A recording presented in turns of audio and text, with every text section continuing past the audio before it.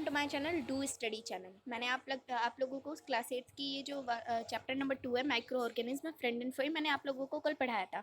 Half chapter पढ़ाया था। मैंने आपको कहा था कि जो जितना मैंने ये पेजेस पढ़ाए हैं आपको उन सारे पेजेस को अच्छे से रीडिंग करना है। उसमें से जो मेन डेफिनेशंस है उनको लर्न करना है एंड कीवर्ड्स में से ये एंटीबॉडीज़ एंड एंटीबायोटिक्स फर्मेंटेशन की डेफिनेशन याद करनी है और इस पेज को भी रीडिंग करना है एंड देन आगे के भी चैप्टर्स को रीडिंग करना है। आई होप आपने ये सब किया होगा और आपको सब डेफिनेशंस याद हो गई होंगी। तो मैं आप सभी को बता दूं कि ये जो मेन आते हैं ये और ये, जैसे लुईस पेस्टिवर ने फर्मेंटेशन 1857 में ये कवर किया था और इन्होंने अलेक्जेंडर फ्लेमिंग ने 1929 में क्या किया था, culture of disease causing bacteria suddenly is found spores. जो डिसीज कॉजिंग बैक्टीरियाज होते हैं हमारे जो बॉडी है उसमें से स्पोर्स उन्होंने फाइंड किए थे। और थर्ड है ये एडवर्ड जेनर ने क्या किया था, हम पढ़ते हैं discovered the vaccine for smallpox in 1798। जो छोटे छोटे दाने होते हैं उनके लिए जो वैक्सीन बनाई थी 1798 में, उनका क्या नाम था, एडवर्ड जेनर। ओके, फिर ये वैक्सीन क्या होता है, वैक्सीन इस कोरोना वायरस के काल में तो आप सभी को पता ही होगा कि वैक्सीन क्या होता है। ठीक है, तो वैक्सीन बताने की मुझे ज़रूरत नहीं है।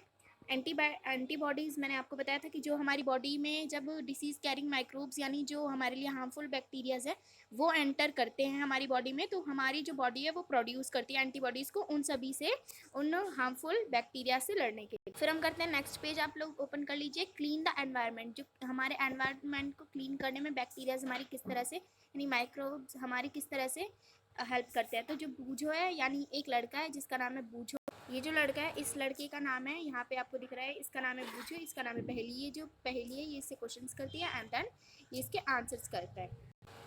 पढ़ते हैं हम आगे का ये पैराग्राफ। तो बूझो एंड पहेली and observe the school gardener making manure along with their friends.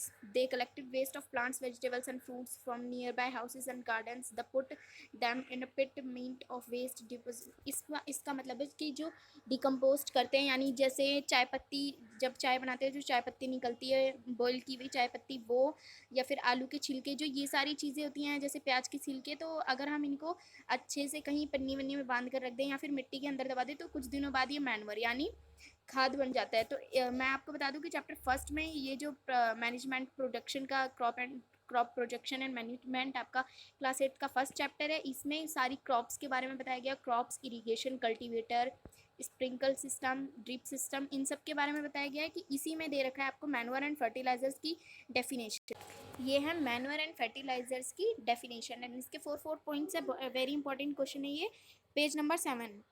Then फिर जो हम ये चैप्टर 2 का ये माइक्रो ऑर्गेनिम्स का चैप्टर पढ़ रहे थे, देन हम वो पढ़ते हैं। अब क्या लिखा है इसमें, तो मैन्योर क्या होता है, मैन्योर होता है खाद और फर्टिलाइजर होती है, जैसे इस डेफिनेशन में आपको कि जो मैन्योर होता है, manure is a natural substance obtain, जैसे जब डॉग है या काव हो जाती है जब वो डंग करती है यानी उनका हार्म वो सब फालतू, तो वो मैन्योर हो जाता है। ठीक है, manure can be prepared in the field. जो मैन्योर है वो बहुत बड़े बड़े मैदान में प्रिपेयर किया जाता है। Manure provides a lot of humus to the soil. ठीक है, वो बहुत ज़्यादा ह्यूमस प्रोवाइड करता है।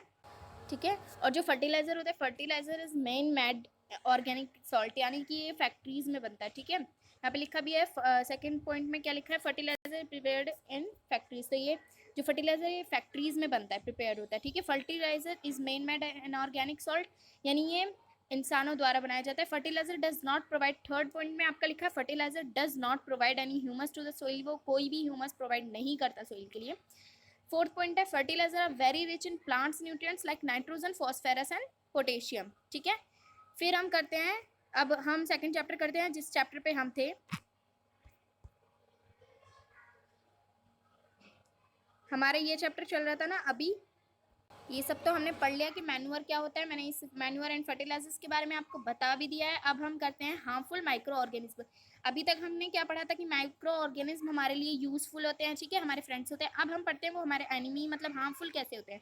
तो पढ़ते हैं micro organism harmful in our ways, some of the micro organism cause disease in human beings, यानी वो ऐसे डिसीज यानी ऐसे बैक्टीरियाज छोड़ते हैं हमारी बॉडी में कि फिर जिससे कि हमें खांसी जुकाम होता है, इसलिए वो हमारे लिए हार्मफुल।